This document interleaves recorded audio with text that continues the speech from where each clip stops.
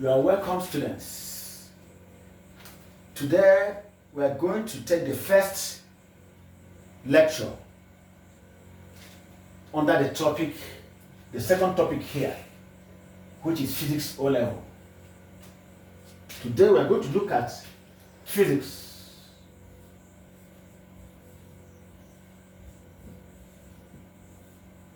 We are going to look at the definition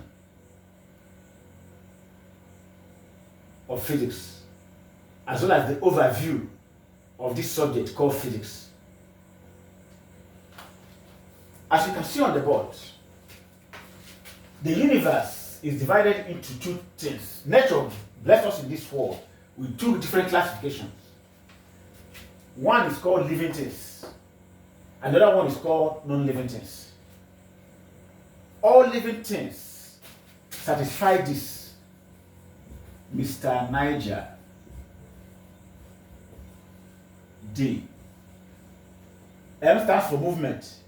R stands for reproduction. N stands for nutrition. I stands for irritability. G stands for growth. E stands for excretion. R stands for respiration. And D stands for death. Anything on earth that satisfies these qualities belongs to this living. It's called a living thing. And the study of living thing is called biological sciences, or simply biology. Biology is divided into two: plants and animals.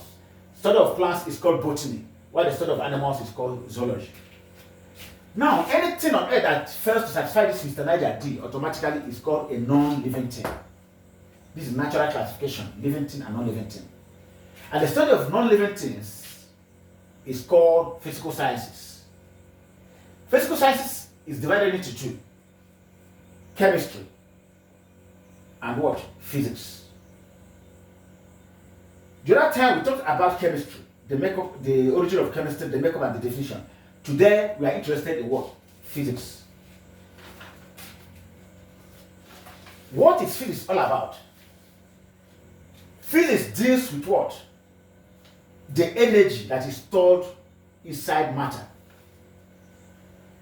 Chemistry is talking about the makeup or constituent of matter, the same matter. Physics is talking about the energy stored inside matter. So this thing called matter needs to be properly explained. Matter. What is matter? Note, in the language of science, the physical sciences, whether chemistry or physics, everything on earth is matter.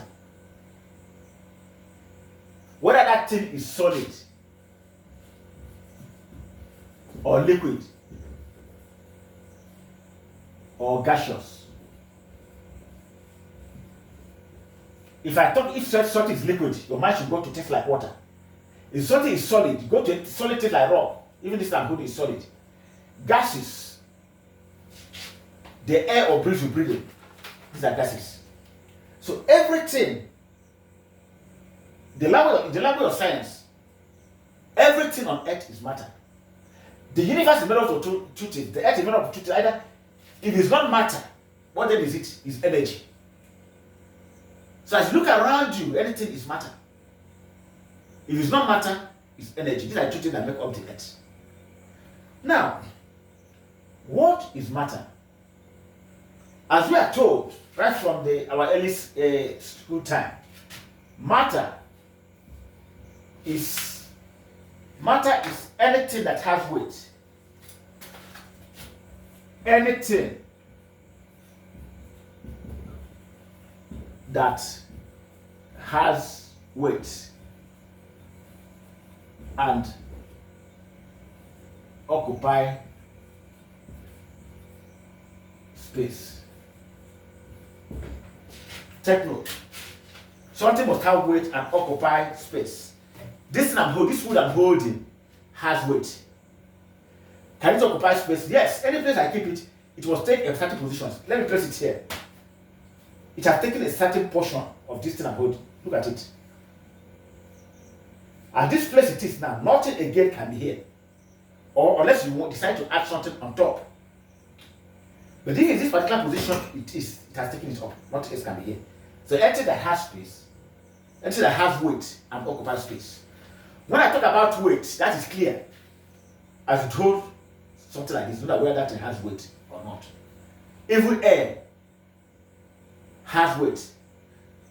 When you pump a tire, go and take the weight of a tube, motorcycle tube. Go and weigh it. After weighing it, pump in air. Go and weigh it again. You find out that it has added weight. So whether the thing is solid or liquid or gaseous form, provided it has weight and occupies space, it is called matter. This is one way of defining matter. Another way of defining matter, for you to understand matter, is this. It's in terms of what you call inertia. Anything that resists, if you tell it to move, it resists to move. If it's already moving, it finds it difficult to stop moving. Such a thing has inertia. So anything that resists inertia, anything that has inertia, is simply matter. Remember, for something to have inertia, it has to do with what? The same mass or weight. So for something to resist to move like this, it must have weight. If something has weight, automatically it has mass. So these are the two axes which we explain this thing called matter, because it's the number one topic. It's the number one. It's the commonest word we might see in what somebody who is new into the study of physical sciences, whether chemistry or physics. Now, physics is what? Interested in what? The energy stored inside matter. We have explained matter. Now let's look at this thing called energy.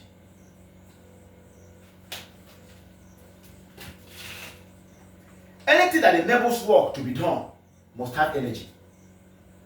Anything that enables work to be done must have energy. At times, to explain energy at times is difficult.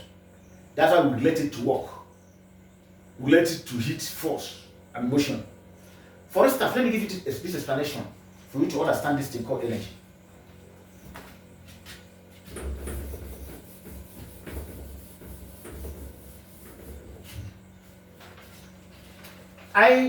This is a table inside the room. I kept a cup on this table inside my room and lock the room and travel for the next 100 years or even 1,000 years. Any day I come back and find out that this cup I kept here is no more here. Either it has changed position or it has fallen to the ground. This cup has fallen to the ground. It's no more where I kept it. Anything that made this cup to move from the place I kept it to another place outside here, such a thing must have energy. Such a thing must have been done by a human being. It must have been done by an animal like a rat. It must have been done by blowing wind. Whatever thing that made this cup to move from where I kept it to another position, such a thing must have energy. That thing must have done work on this cup. And that thing must possess energy. So another way of saying it that anything that makes matter to change its position, this cup is matter. Anything that makes this matter, this cup, to change its position from here is no more here. It's now here or there on the ground or any other position. It has moved from here to here. Anything that makes matter to change its position, such a thing must have energy. Now, still in the explanation of this energy, machines, we have machines of different types. And these machines of different types have made this world a better place to live. What are some types of machines existing in this world? Let me group it like this. Different types of machines. We have agric machines. Machines used in agriculture. 2, we have transportation machines. Transportation machines like what? Motor car, bicycle, motorcycle, and so on. 3, we have war machines. War machines. When nations are fighting war, different type of machines will come out. 4, we have information dissemination nation machines. Machines used to disseminate information, e.g. what? Computer and others. Now, we have construction machines. Construction machines. ETC. Even the fan that blows is also a type of a machine. So different types of all these different types of machines, for them to work, they need energy. All these machines I mentioned have made life a very nice place for us to live. Now, these machines, for them to work, all these machines need energy. And the essence of this energy, when they absorb energy, now they be made to do work. In order to suffer, in order to help man to do his work. Man doesn't want to suffer. A man will like a station where he's sleeping and fan will blow over his head. That is machine at work. Now, let us look at sources of energy. What are these sources of energy?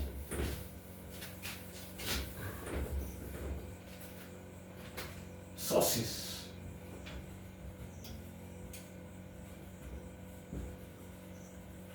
Sources of energy. The chief source of energy which we come to meet in this world is the sun. The sun is the chief source of energy.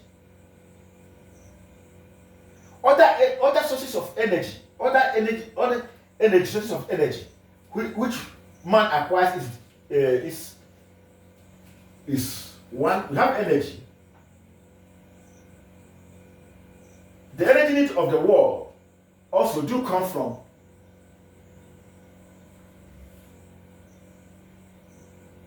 flowing water, wood, coal,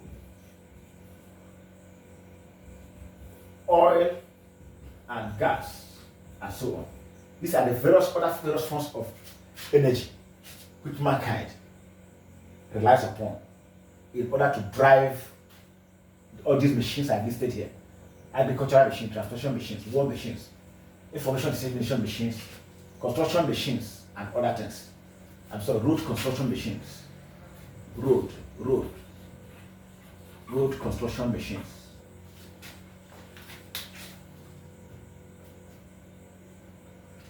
Now, there are other types of energy on earth that have not been tapped. There are other forms of energy which have not been tapped. The commonest energy we know is the energy from the sun. Energy from the sun. Now, other forms of energy not yet untapped are energy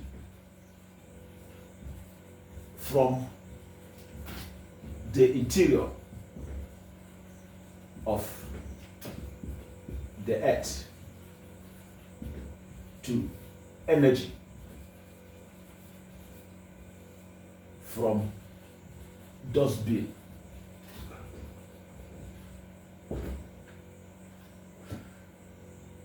Through garbages. All this energy from flowing river, wood, coal, oil and gas from the sun, all these ones have been tapped. But there are other forms of energy that are not yet tapped. The earth is like this. The earth is just like a very big hanging ball with mountains, valleys, and all whatnot. We human beings, we are living on the surface like this. If you go inside, scientists have discovered that this place is very, very hot. The center of the earth is very, very hot. From here, from the center of the earth is 6,370 kilometers. From the interior here to the surface, where human beings live. This is the distance. 6,370 kilometers. Inside here is very, very hot. The hotness, the heat at the center of this earth here has not yet been tapped. There's energy here. That's energy from the interior of the earth. Anywhere you see dustbin or garbages piled up, that it releases a lot of energy. All this energy have not been tapped. These are sources of energy that have not yet been tapped. Now, remember, we are still trying to explain physics. And we have observed that physics revolves around energy. That's why we have to explain energy from different angles for the understanding. Now, let us look at forms of energy. Forms of energy.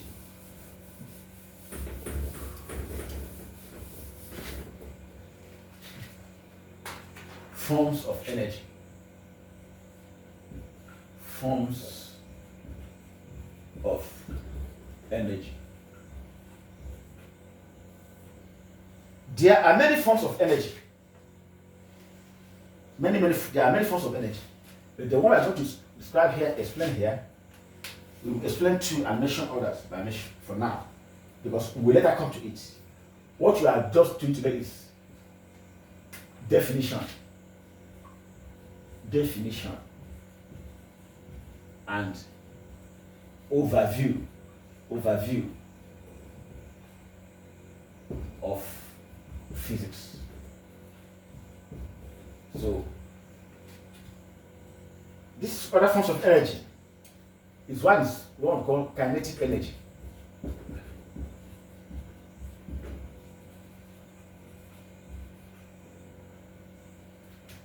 This is energy as a result of motion.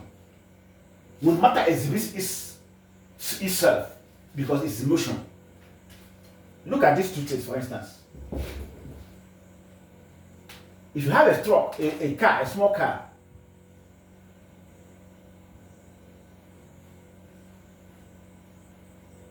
moving on the road, and a very big car, a truck,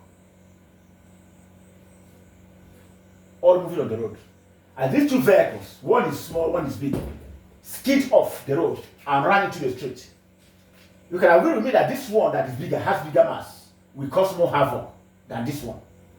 But what determines how much havoc it will cause will depend on how the weight, the mass, and the velocity. The speed at which it's moving. Let me use that language for now. The speed at which it's moving, and then the mass will determine how much havoc it will cause. This example, kinetic energy. That's energy. This is energy due to what? Motion. Energy. Energy which matter exhibits because it is in motion. The second one is the one we call potential energy.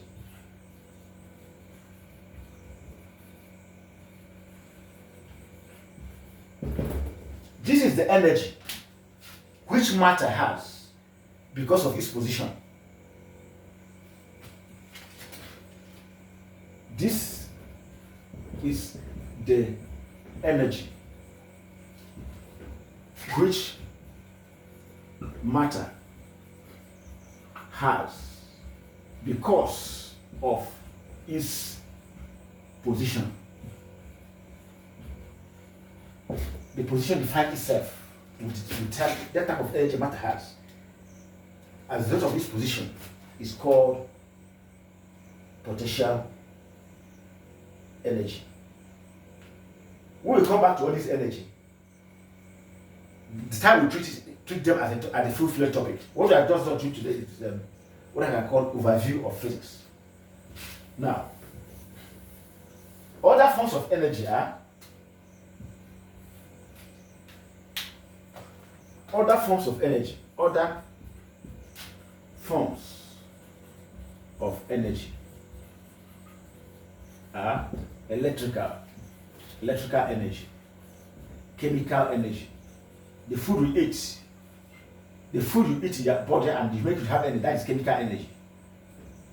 Sound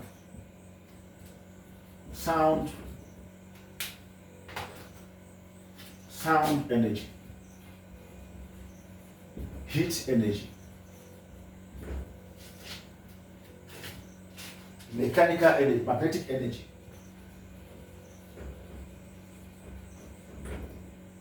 mechanical energy, and so on and so forth. These are the different forms of energy.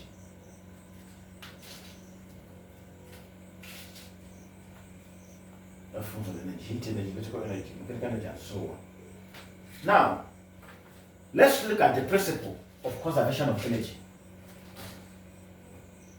Let us look at the principle of conservation of energy.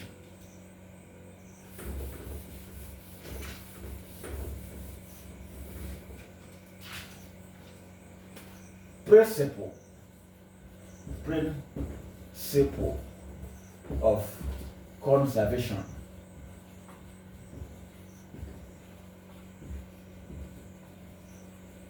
Energy. What does this people say?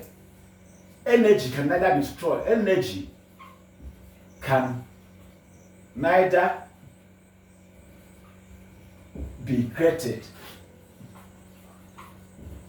nor destroyed, but it can change it can change from one form to what? Another. Please listen to this important illustration. I have a stone on my hand.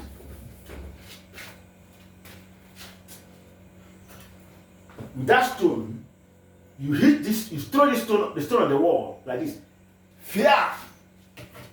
And the stone hit the wall.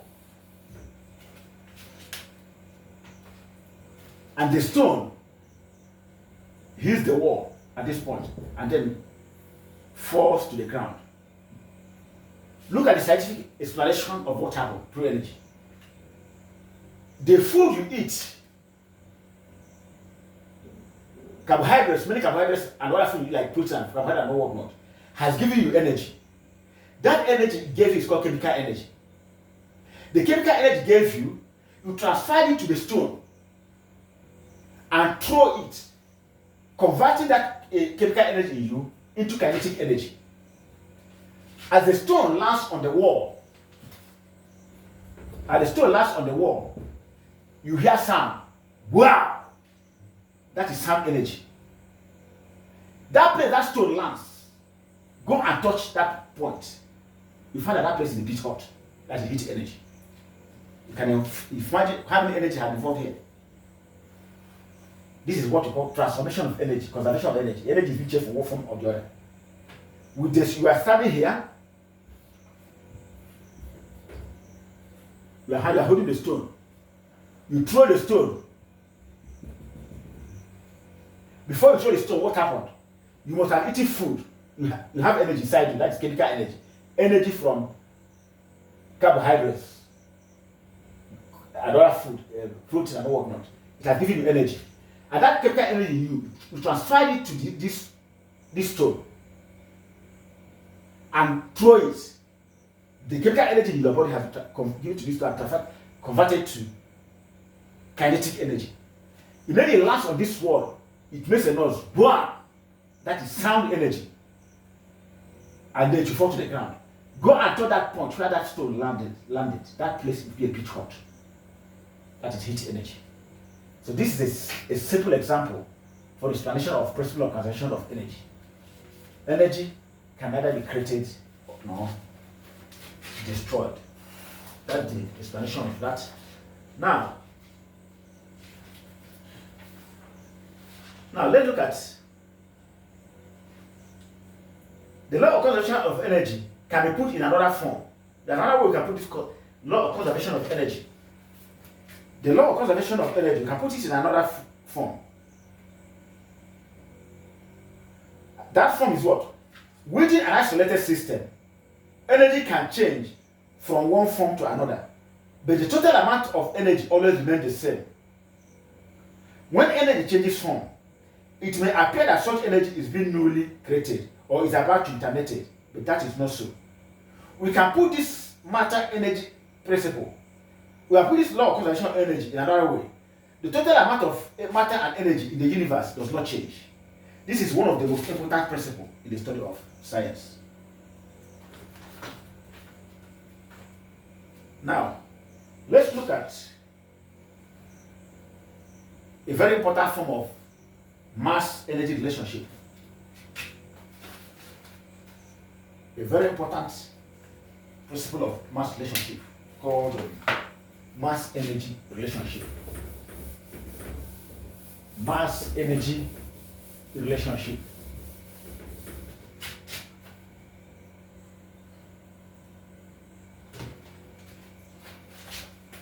Mass energy relationship.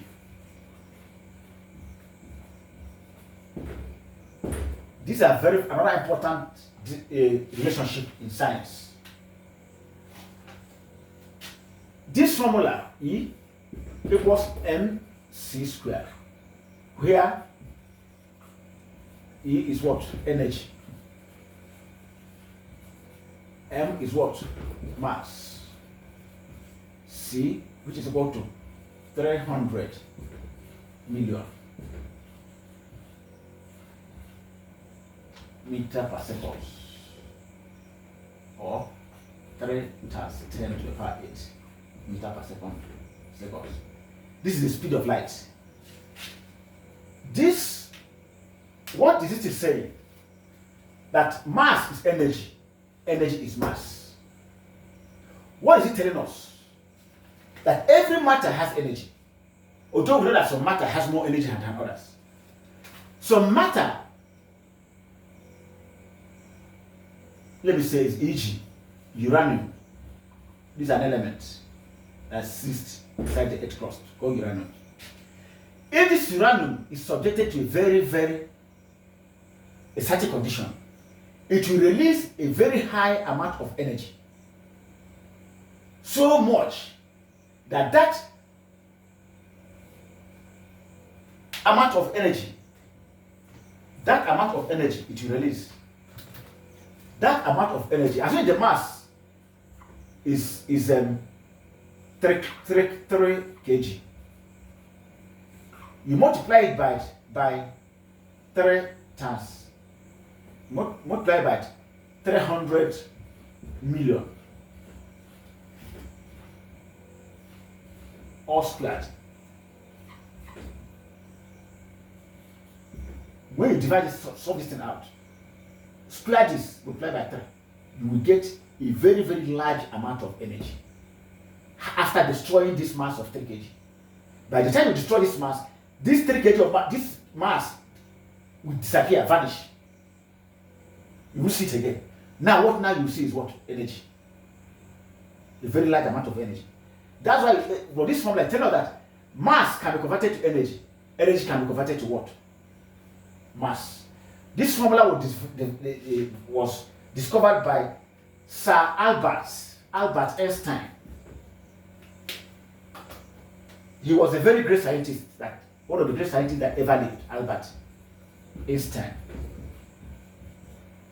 And this is the formula that guided engineers that produced the first atomic bomb in 1945. That was the bomb America used to bomb Japan. 2 towns in Japan, Hiroshima and Nagasaki. And with the bomb of that time, that was exactly what disarmed Japan. And that brought that Second World War to an end. That is the negative aspect of this equation. The good aspect of this equation is that what? With this, a very small amount of mass can release a very large amount of energy. And that amount of energy can be used to solve the problem of mankind. Remember that man is looking for energy. The population is much, but we don't have enough amount of energy to go around. So that energy being generated by this E equals mc squared can be used in nuclear stations, can be converted from this type of heat energy into other forms of energy like electrical energy. And that electrical energy is now carried by cables or wires from a very long distance how generated to inside the town and cities that they be used inside homes to watch television, to drive electric motors and all whatnot. So this equation E equals mc squared is a very, very important equation in the study of physics and chemistry. This is the equation that has changed certain things in this world. Especially when a nation is trying putting hand this equation anyhow, other nations of the world will be asking, what are you trying to do with this equation? Do you want to use it to generate electricity, or do you want to use it for another thing? To produce atomic bomb or nuclear bomb. So this is the mass energy relationship. We will come to this properly when we enter into atomic and nuclear physics. Now, finally, the last but not the least,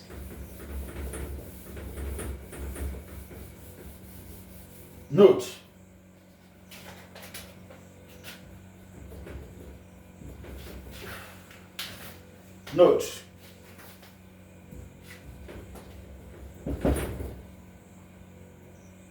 various amounts of energy on Earth or even beyond expresses energy.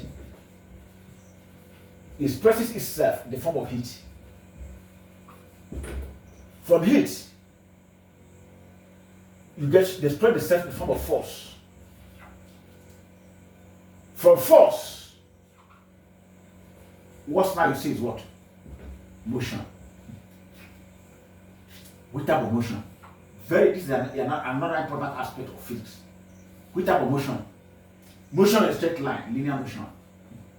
Linear. Oscillatory motion. Oscillatory. So that do like this.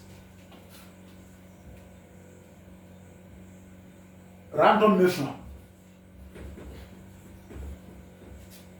Just like this.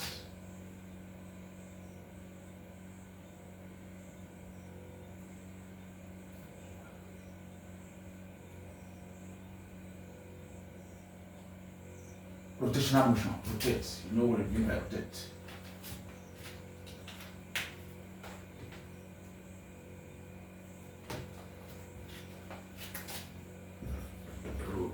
Rotational.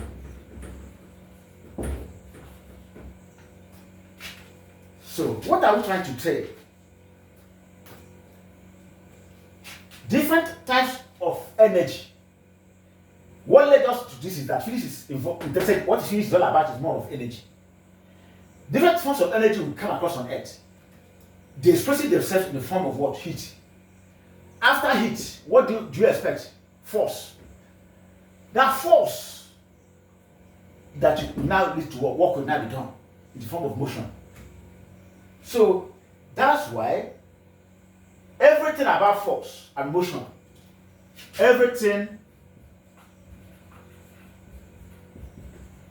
about force and motion,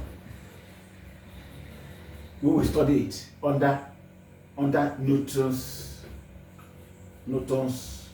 law of motion. There are three of them, three laws.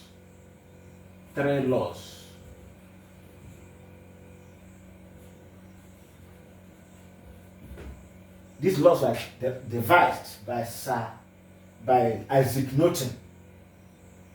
So this is a very important thing you have to bear in mind about energy. So before we end this lecture, let me summarize.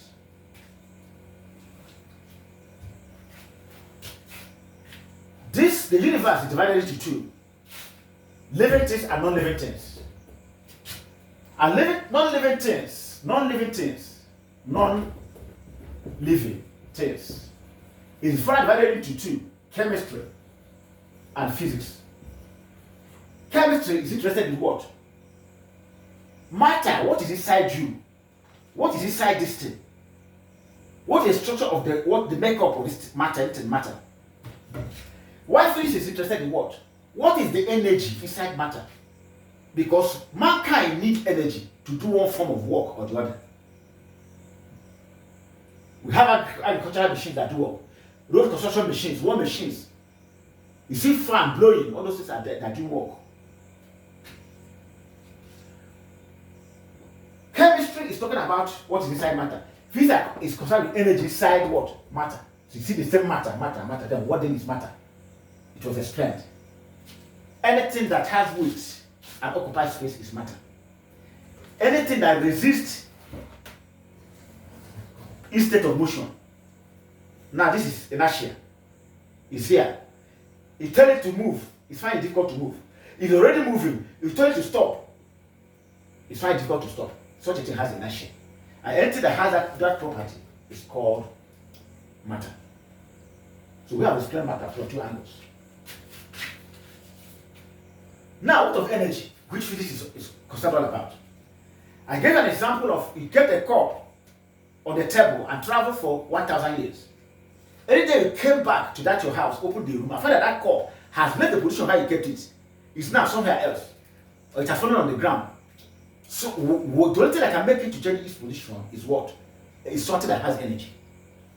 It can be a human being, it can be a blowing wind. Whatever thing that made that cup to change its position, such a thing has energy. So, hence we see that anything that makes matter to change its position, such a thing must have energy. Now, we look at our source of energy. The main source of energy is the sun. The other things that human beings have used to tap energy are energy from the flowing river, energy from oil and gas, energy from coal, energy from wind. I was also told you that we have other forms of energy that have not been tapped yet. Inside the earth crust, the earth is a hanging ball, just like a hanging ball like this is the earth. Inside here is too hot. The heat coming out from here is so hot that the energy from this can be tapped and converted into another form of energy like electrical or another form of energy, which can now serve one purpose or the other for man. Now, we have also energy stored in garbages. Anybody see garbages or dustbin, a very light amount of heat or energy is being released there.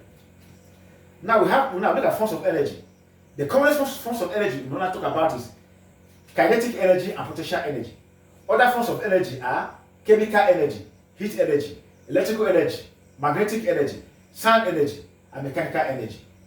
Now we look at principle of conservation of energy. Energy can be converted from one form to another. It cannot be destroyed. I gave an example. You throw this is a wall. This is a wall. Somebody is here.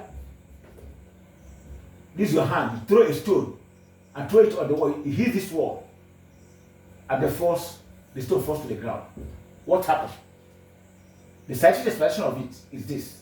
As a human being, you must have eaten food. You have energy inside you called chemical energy.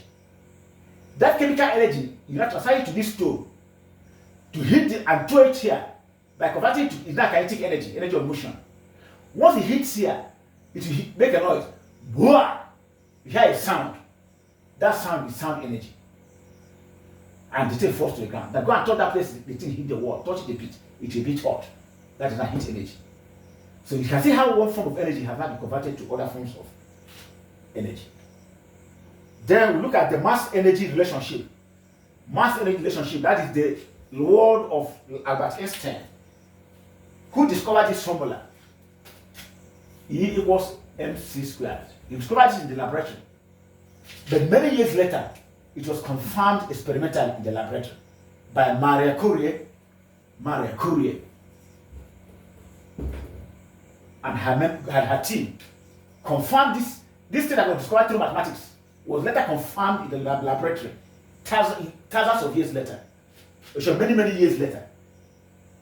And during the Second World War, American president then,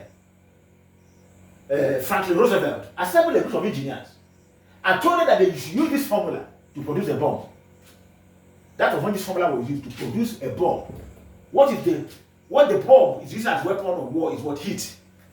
A situation that this bomb will release heat in a particular environment, a heat that may reach over 2,000 degrees centigrade or even more. What will happen to living things? Remember that water boils at 100 degrees centigrade. But the situation where an environment is now up to 1,000 degrees centigrade or 2,000 degrees centigrade, it means that many living things will melt. Trees will start burning on their own accord, will catch fire. Houses will catch, roof of houses will catch fire, and so on and so forth. That was when they manufactured this bomb. And America used it in 1945 against Japan. And that was what brought the Second World War to an end. Japan surrendered to the United States of America. Now, based on all these things we're talking about now, we derive an important thing according to these scientists have made us to understand. Very, very important, as I earlier said. Many forms of energy expresses themselves in form of heat. From heat, what did you see? Force. Force. After force, what did you see? Motion. Which type of motion? Linear motion, motion in straight line. Oscillatory motion. Random motion. Rotational motion. Or any other form of motion. For instance, now, when energy is converted to heat, heat is converted to a type of force. In the operation of motor cars, inside the cylinder of motor cars, the piston moves up and down inside the cylinder. When heat is generated, this piston is pushed down. It generates a force, and the force pushes the crankshaft, and the movement of the crankshaft is now being transferred to the wheels of the tire of the car or the motorcycle, and then you see motion. We will come to this. This is just an overview of physics. With this lesson, the first lesson in physics, let's call it a day. See you some other time. Thank you very much.